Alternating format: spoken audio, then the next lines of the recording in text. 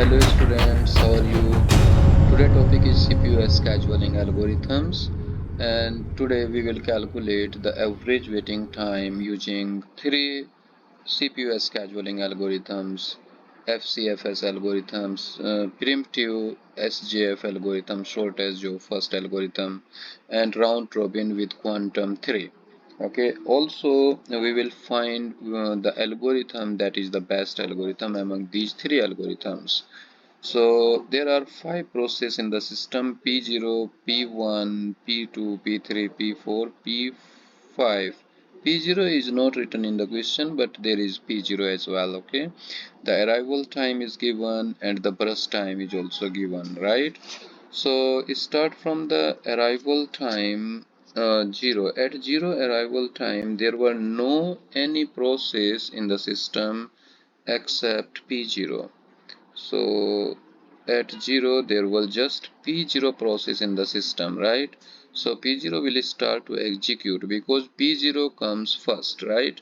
In first come first served algorithm, the first process that arrive first will execute first. So P0 will start to execute, and P0 will execute up to just a minute,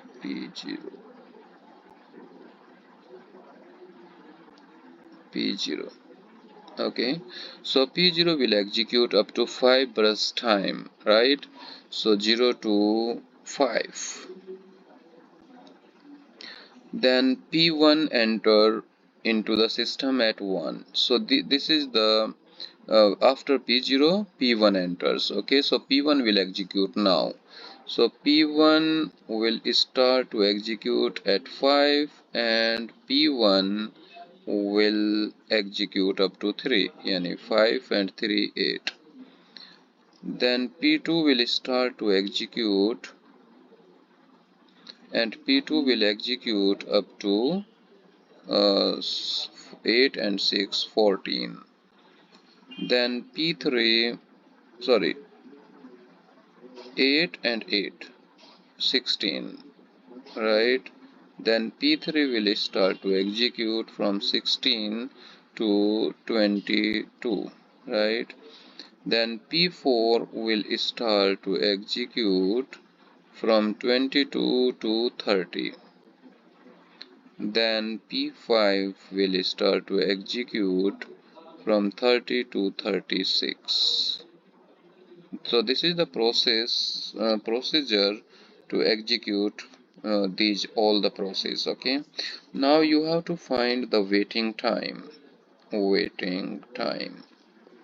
Okay, so waiting time is equal to, for P0 start arrive in the system at 0 and start the execution at 0. So there is no waiting time for P0, right?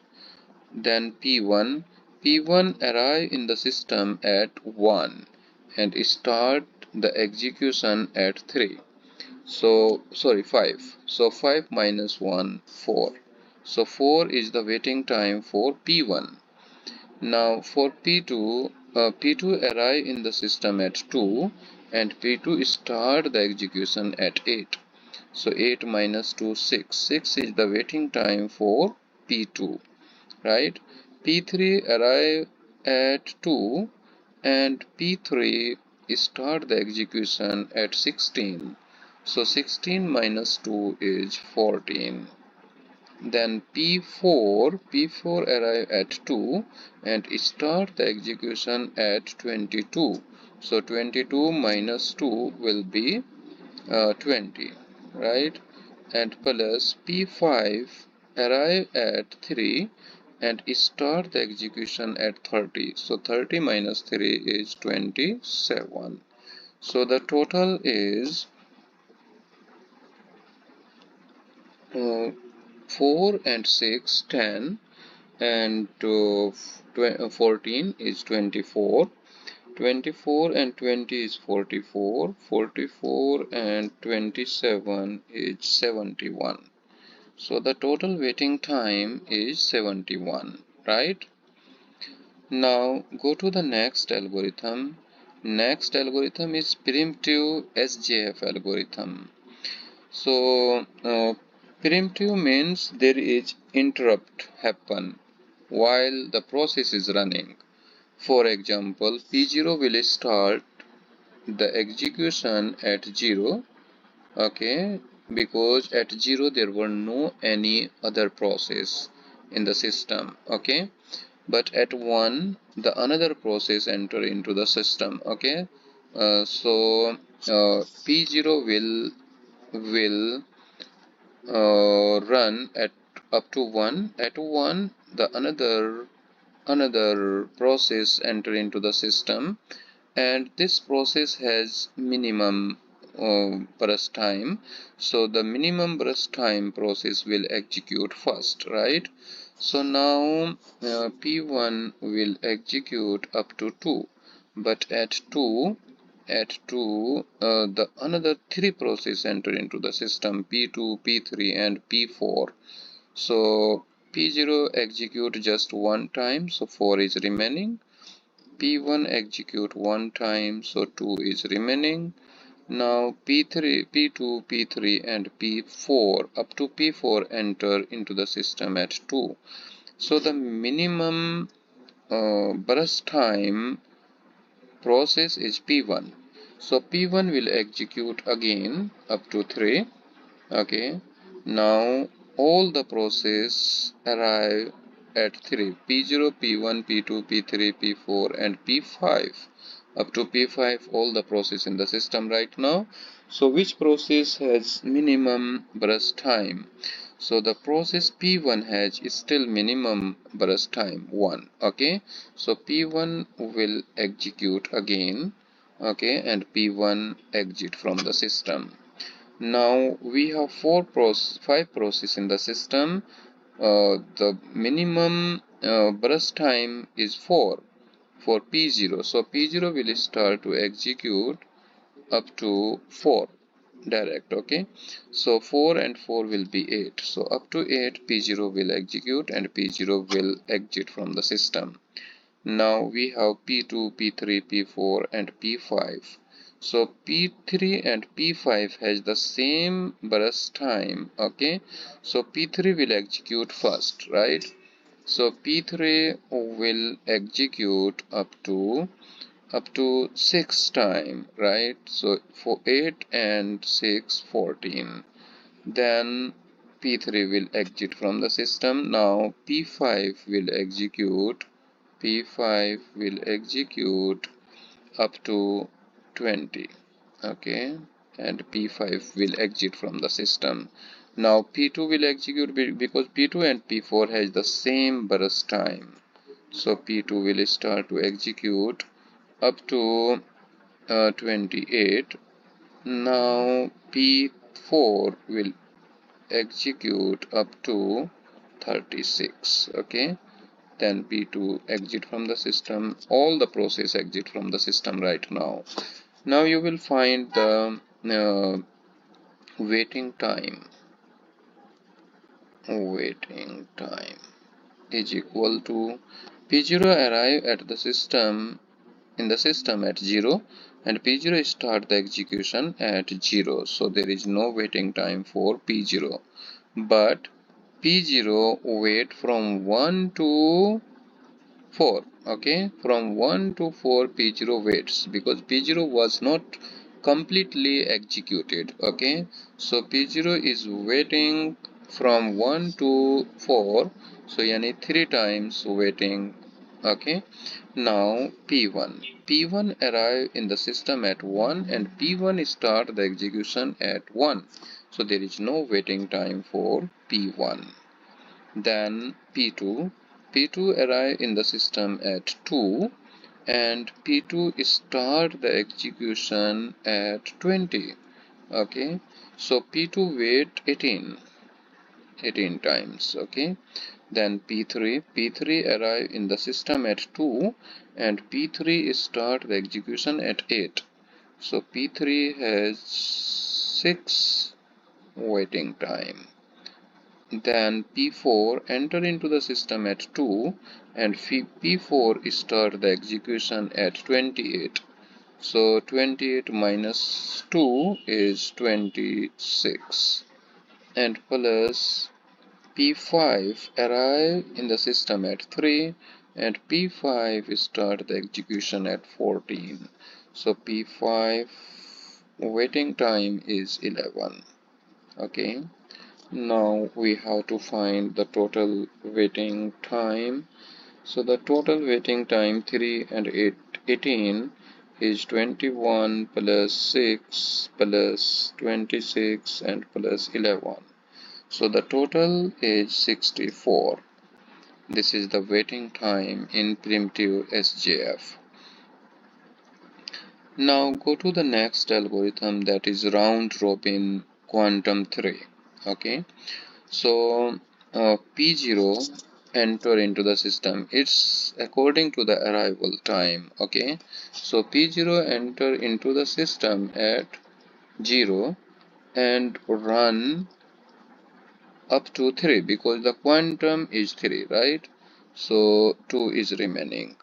Then P1 will start to execute up to 6, and because it has just 3, and it will be exit from the system. Now P2 will start to execute, and P2 will execute up to 3, so 5 is remaining. 6 and 3, 9. Then P3 enter into the system, P3, and execute up to 12. Then 3 is remaining. Then P4 will start to execute up to 15, and the remaining is 5. Then P5 will start to execute up to 18, and 3 is remaining. Now again P0 will start to execute up to 20 because just 2 is remaining, and P0 will be exit from the system. Okay, then P2 will start to execute, and P2 will execute up to 23, so 2 is remaining. Okay, then P3 will execute completely, P3 up to 26. Then P4 will start to execute up to 29, and 2 will be remaining. Then P5 will start to execute up to 32. Now P2 will start to execute again, P2, and P2 will execute up to 34. Then P2 will be exit. The remaining is P4. So P4 will start to execute up to 36. Okay. So all the processes are out. Okay. Now the waiting time is equal to the process P0 start arrive at 0 and start the execution at 0. So there is no waiting time for P0, but P0 waits from 3 to 18. Okay, so 15 times wait. Okay, 15. Then P1 arrive at 1, and P1 start the execution at 3. So 3 minus 1 will be 2, right? And P1 finish here, right? Then P2 arrive in the system at 2, and P2 start the execution at 6. So 4 waiting time here. And P2 also wait from 9 to 20. Okay, 9 to 20. So 20 minus 9 will be 11. Also P2 wait from 23 to 32. So 9 times also wait P2, right? Then P3 arrive in the system at 2 and start the execution at 9. So 7 times is the waiting time for P3. And also P3 wait from 12 to 23. So 11 times P3 wait here. Okay, and exit. Then P4 and arrive at 2, and P4 start the execution at 12. So 10 times P4 wait here, and P4 wait from 15 to 26, yani 11 times P4 wait here. Again P4 wait from 29 to 34, yani 5 times again P4 wait. Then P5 arrive in the system at 3, and P5 start to execute at 15. So 15 minus 3 will be 12. Also P5 wait from 18 to 29, it means 11 times. Okay, so this is the total waiting time. Now 15 plus 2 and 4 6 plus 11 plus 9 plus 7 plus 11 plus 10 plus 11 plus 5 plus 12 plus 11. So the total waiting time is 108. Okay. Now the which is the best algorithm? So the uh,